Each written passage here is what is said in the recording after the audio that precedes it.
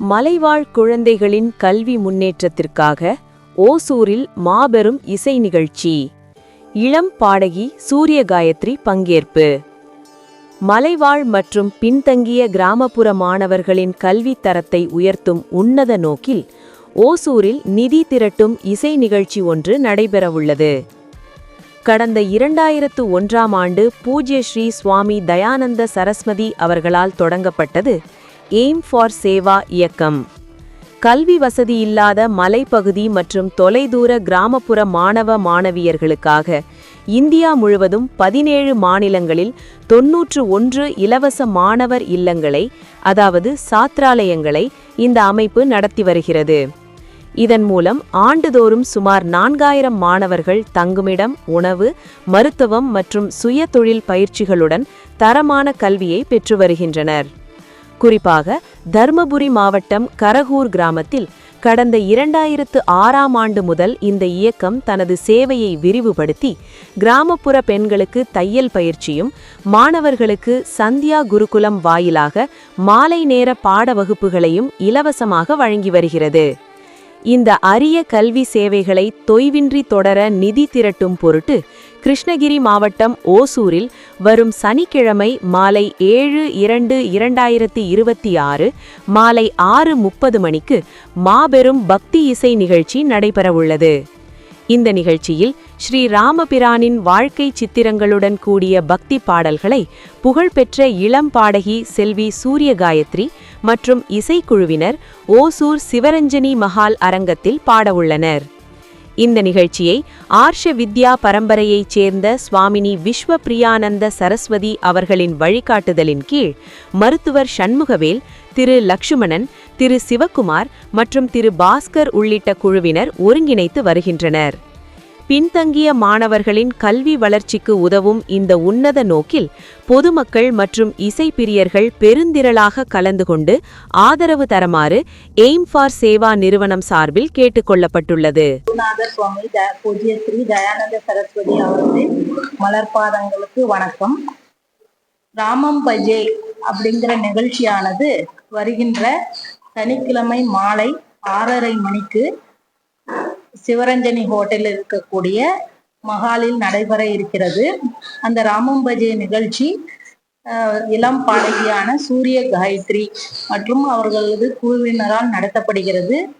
இந்த நிகழ்ச்சியானது எதற்காக ஏற்பாடு செய்யப்பட்டிருக்கிறது என்றால், எய்ம் ஃபார் சேவா என்பது பூஜ்ய ஸ்ரீ சுவாமி தயானந்த சரஸ்வதி அவர்களால் ஆரம்பிக்கப்பட்டு இன்றைக்கு இந்தியா முழுவதும் இலவச சாத்ராலயம் அப்படின்றது ஸ்டூடெண்ட் ஹோம் நடந்து கொண்டு வருகிறது. அது மட்டும் அல்லாமல் பல்வேறு இடங்களில் health care centres, women empowerment போன்ற சேவை பணிகளை செய்து கொண்டிருக்கிறோம். இதில் தர்மபுரி மாவட்டத்தை சேர்ந்த பாலக்கோடு அருகில் கரகூர் என்ற கிராமத்தில் மாணவ மாணவிகளுக்கான இலவச சாத்ராலயம், அதாவது மாணவ மாணவியர் இல்லம் மற்றும் இலவச மாலை நேர டியூஷன் சென்டர்ஸ், அதாவது சந்தியா குருகுலம் என்ற பெயரில் 10 கிராமங்களில் நடந்து கொண்டிருக்கிறது. பெண்களுக்கான தையல் பயிற்சி நடந்து வருகிறது. ஒரு பிரைமரி அண்ட் நர்சரி பள்ளியானது அங்கிருக்கக்கூடிய கிராமப்புற மாணவர்களுக்கு மிகவும் குறைந்த ஒரு தொகையை பெற்றுக்கொண்டு நடத்தி வருகிறோம். இந்த சேவை பணிகள் மேலும் விரிவடையவும் இது தொடர்ந்து நடைபெற்று வரவும் நிதி திரட்டும் வகையில் இந்த இசை நிகழ்ச்சியானது நடத்தப்பட்டு வருகிறது. இந்தியா முழுவதும் நடந்து வருகிறது.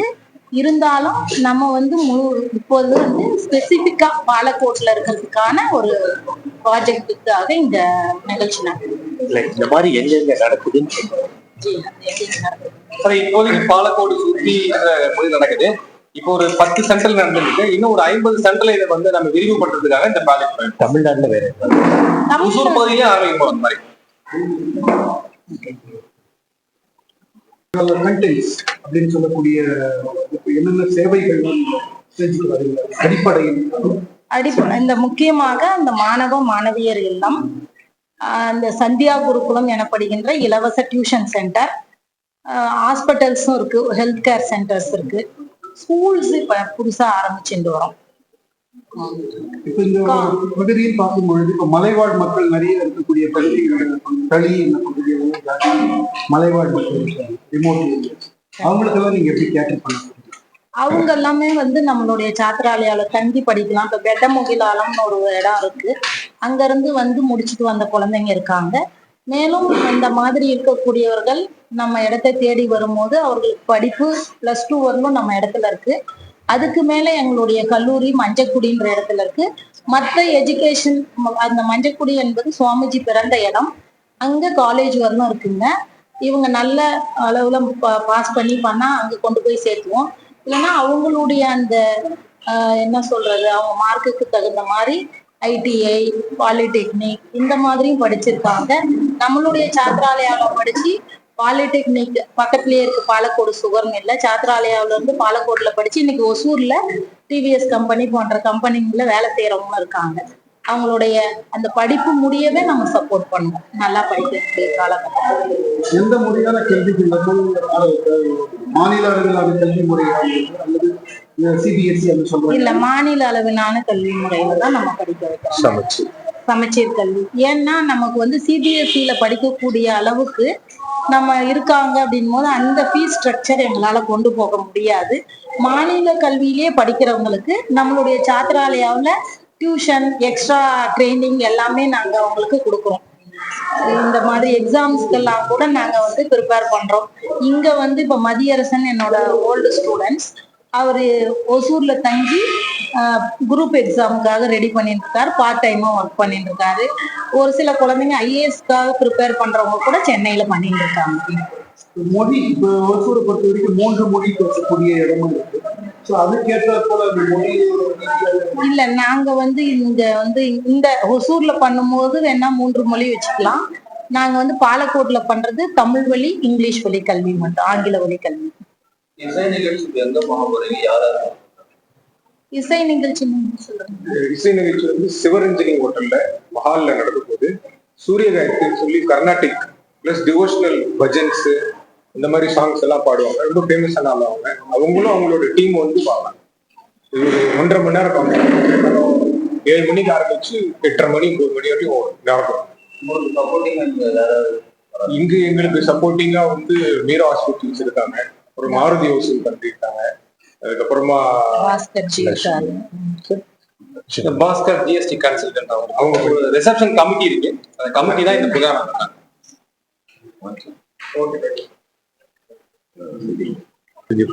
ஹைலி எஜுகேட்டட் ஒரு எனக்கு வந்து அவங்ககிட்ட வந்த இது என்னன்னா, ஒரு லேடி இவ்வளோ ஹைலி எஜுகேட்டடா இருந்து சன்னியாசி வாங்கி அப்புறம் இங்க ஒரு ஆண்களே செய்ய முடியாத ஒரு வேலையை, கரவூருங்கிறது மலைவாழ் ஏரியா இருக்கிற இடம்தான், அந்த ஏரியாவில் தனியா இருந்து நடத்தி இப்ப அங்கிருந்து இங்க வந்து நம்ம எல்லாம் திரட்டி நடத்துறாங்கன்னா அவங்களுடைய அந்த மன வலிமை நமக்கு புரிகிறது. அதனாலதான் அவங்கள பார்த்தாலே ஒரு பிரமிப்பா இருக்கு, தெய்வீகமா இருக்கு. அதனால இந்த தெய்வீக பணியில எல்லாரும் இணைந்து செயல்பட வேண்டும். இன்னைக்கு நாங்க நிதி திரட்டுவதற்காக ஒரு நிகழ்ச்சி நடத்தினாலும் எதிர்காலத்திலும் நிதி நிறைய தேவைப்படுகிறது. இப்ப நீங்க கேட்ட மாதிரி பசங்கள்லாம் வர்றாங்க, பெட்டமுகலாலத்திலிருந்து வர்றாங்கன்னா அங்க ஒரு ஹாஸ்டல் இருக்கும். படிப்பு மட்டும் இருக்கக்கூடாது, ஹாஸ்டலும் இருக்கணும், சாப்பாடும் இருக்கணும். அப்போ என்ன ஆகுனாக்க எந்த இடத்துல இருந்து வேணாலும் வந்து அவங்க ஹாஸ்டல்ல தங்கி படிச்சுட்டு அவங்க மேல போயிடலாம். ஏன்னா அந்தந்த இடத்துலயே போய் ஸ்கூல் நடத்தணும்னு ஒண்ணு இல்லை. ஹாஸ்டல் இருந்துடுச்சுனாக்க மற்ற இடத்துல எல்லாம் வந்து அங்கிருந்து வந்து தங்கி நடத்துறதுக்கு வசதியா இருக்கும். அந்த முயற்சிக்காக தான் இவங்க இது பெரும் முயற்சியா எடுத்து செய்யறாங்க.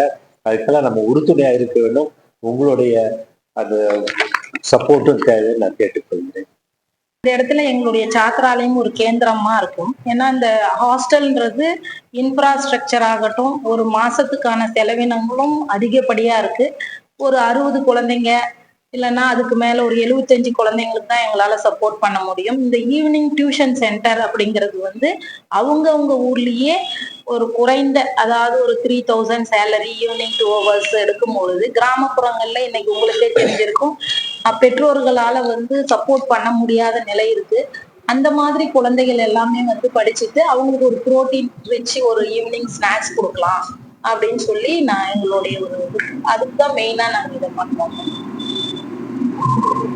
அந்த மாதிரி பண்ணும்போது நிறைய குழந்தைகளை எங்களால இப்போ ஒரு சென்டருக்கு 20 பேர் அப்படின்னு சொன்னாங்கன்னா அந்த மாதிரி 10 சென்டர்னாக்க 200 பேர் வராங்க, 20 சென்டர்னா 400, இந்த மாதிரி 50 சென்டர் வரும்போது நிறைய குழந்தைகளை நாங்க கவர் பண்ண முடியும், வேல்யூ எஜுகேஷனும் கொடுக்க முடியும்.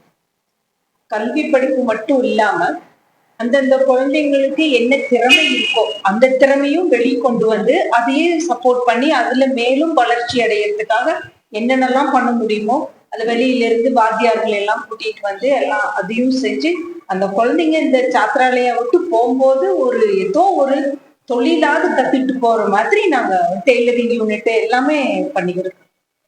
கல்வியோடு மட்டுமல்லாம ஞானம், தியானம், ஒழுக்கம், நற்பண்புகள் இவற்றையெல்லாம் வளர்க்கும் வகையில் இந்து மத தத்துவத்தின் கருத்துக்களை விளக்கும் வகையிலும் தினந்தோறும் காலை மாலை 1 மணி நேரம் யோகாவும் தியானமும் செய்கிறார்கள். பல்வேறு பக்தி பாடல்களை கற்றுக்கொண்டு அதன்படி நல்ல நெறிகளை கற்றுத் தருகின்ற ஒரு சிறந்த குருகுலமாக இந்த தயானந்த சரஸ்வதி குருகுலம் கடவுளில் செயல்பட்டுக் கொண்டிருக்கிறது.